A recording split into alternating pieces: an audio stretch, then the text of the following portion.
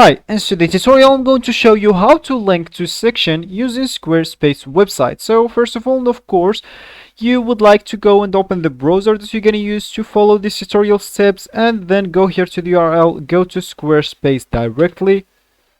And here that will actually be your home screen. Of course, if it's your first time using the application, you would like to go and create your account, then go choose some templates from here to start using them. So for me, I already did that. I'm just going to click at my icon here, and this will actually takes me into my dashboard where I will have my websites here. So let me just go and click at any of them.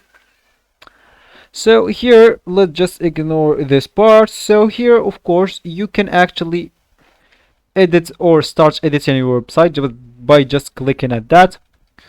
So here, of course, you can add sections. You can even edit your sections here. You can even edit whatever you want. So let's just click at add section, click at add blank section, and here we would like to click at add blog.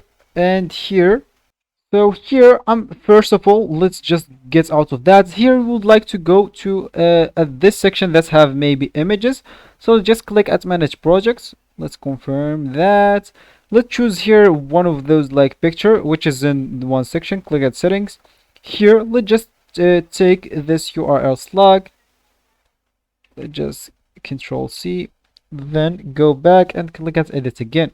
So here I'm just going to click at add block, and of course all you need to do, just click at embed, double click at the square that you're gonna find here, and of course you can like embed as code snipped or embed as a link. Of course, just go paste that, and you all you need to do just now click at done, save, and here you actually will be good to go. So that will be actually for the tutorial. I hope you like it. Thanks for watching and goodbye.